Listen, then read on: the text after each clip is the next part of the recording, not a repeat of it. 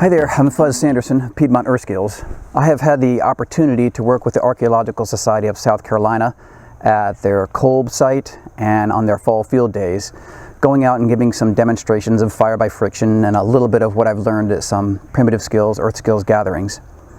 And I learned so much by going to the archaeological sites, just seeing the meticulous nature of how careful they are with a dig, finding features and finding artifacts. It was very illuminating to see that in real time.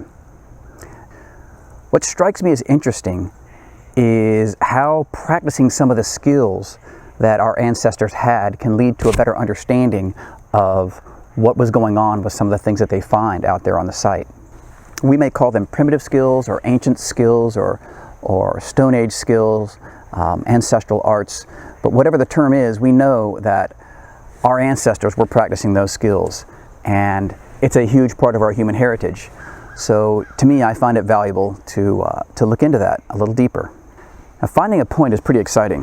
What if you could make a point like that? What would it tell you about the maker? What would it tell you about the people he lived with and their ways of life? I was at an Earth Skills gathering in October of 2021, and I talked to a few folks and asked them some questions about that. What is their perspective on practicing these skills and how it might enhance their knowledge? And I hope you'll find that interesting. I'm going to start off with great teacher and mentor, and one of the founders of River Cane and Falling Leaves Rendezvous, Derry Wood. Well, of course, I have been eager to learn from the archaeologists, and I know little about that science, but I've been on sites, field digs they call them, and have seen them retrieve bits of pottery, and particularly in the case of settlements where posts were put in the ground to create structures and the shapes of the houses of the native people and things like that. And so a little bit of my work has been as a museum consultant trying to replicate native structures. And so I've been very interested in that architecture as much as we can recover from the little bit of organic material that remains. So much of organic material vanishes into the ground, and certainly we wish we had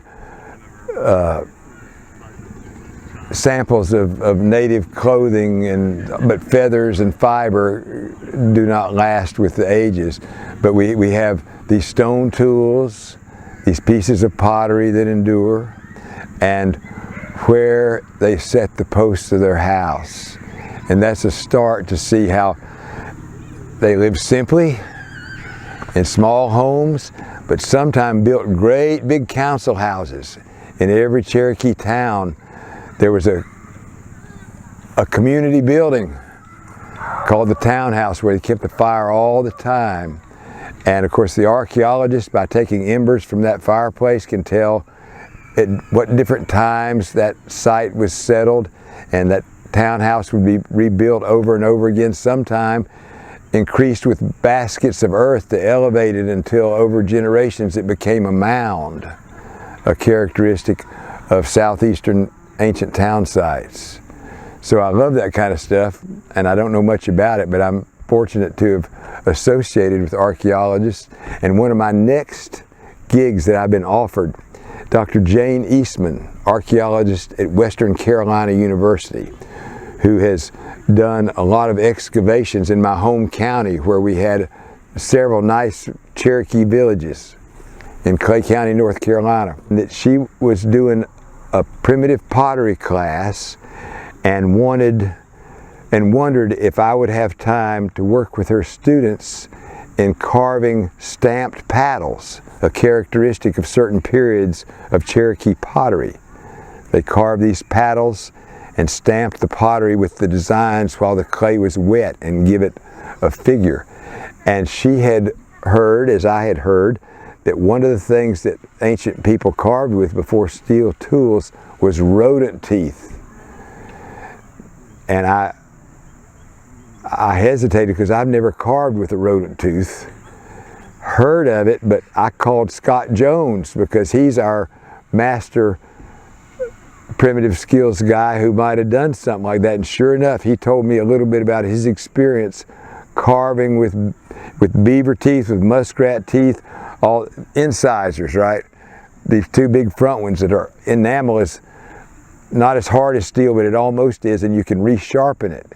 And so I guess you take that skull and in some way haft it or put on a grip of it of some kind, and I want to experiment with it, but I told Dr. Jane that I know about carving with steel tools, and I'd be glad to show her students about that, and I'd try to help them catch a muskrat or something so we could go take it to a different level, you know.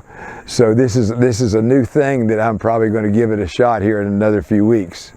We'll see. I'll give you a report on how that works out. That sounds cool. Darius set up this teepee and a teaching space to share the knowledge that he has with all the folks that were attending the Archaeological gathering. He is a wisdom keeper, and we need people like that to help us understand a little more about where we came from.